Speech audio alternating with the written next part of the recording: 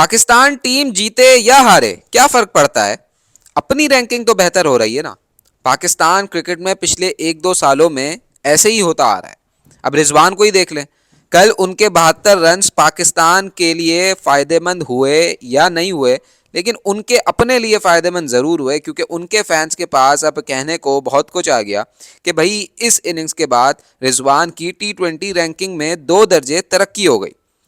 लेकिन उनसे कोई पूछे कि भैया इस तरक्की का करें क्या, जिस तरक्की से पाकिस्तान टीम को कोई फायदा नहीं होता।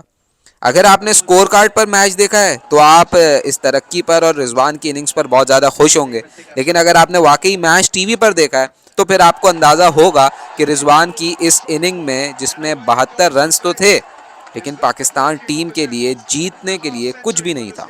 72 रन में से आखिरी 4 बाउंड्रीज अगर आप हटा दें तो उसके बाद आपको नजर आएगा कि रिजवान ने किस कदर स्लो इनिंग्स खेली, जिसकी वजह से पाकिस्तान ये मैच हार गया। और ये पहली मर्तबा नहीं है कि कप्तान रिजवान इस तरीके की इनिंग्स खेलकर पाकिस्तान को नुकसान पहुंचा चुके हैं, बल्कि इससे कबल भी 2022 एशिया कप फाइनल की बात हो, या T20 वर्ल्ड कप सेमीफाइनल 2021 की बात हो, या फिर पिछले साल इंडिया के अगेंस्ट जो मैच, इस साल इनफैक्ट इंडिया के अगेंस्ट जो मैच था उसकी बात हो, या कल वाले मैच की बात हो, जहां पर रिजवान के स्कोर कार्ड पर रन्स तो नजर आए, लेकिन उन रन से पाकिस्तान टीम को कोई फायदा नहीं हुआ। अब आप जरा कंपैरिजन देखें तो मिलर 40 गेंदों पर 82 रन बनाए और अपनी टीम को एक मुस्तहकम पोजीशन पर पहुंचाया, उस पोजीशन के बाद से जहां पर वो विकेट्स अर्ली ऑन खोकर मुश्किलात में दिखाई दे रहे थे। लेकिन हमारे रिजवान भाई, हमारे कप्तान, उनकी जो इनिंग्स थी वो इनिंग्स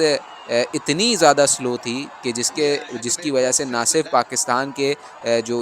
मुकद्दर में हार आई, बल्कि दूसरे बल्लेबाजों को भी परेशानी हुई, और फिर उनको तनकीद की जद में भी देखा गया कि आखिर इन बल्लेबाजों का रोल क्या है। लेकिन कोई भी इस हवाले से बात नहीं करता कि जब ऊपर से आने वाले बल्लेबाज आखिरी ओवर तक खड़े हों और उनका स्ट्राइक रेट 119 हो, तो फिर मिडल ऑर्डर और लोअर ऑर्डर के बैटर्स के पास इतने मौके मौजूद नहीं होते, क्योंकि वो उनकी एंट्री जिस पोजीशन पर होती है, जिस सिचुएशन पर होती है, उनके पास सिवाय पावर हिटिंग करने के कोई और ऑप्शन मौजूद नहीं होता।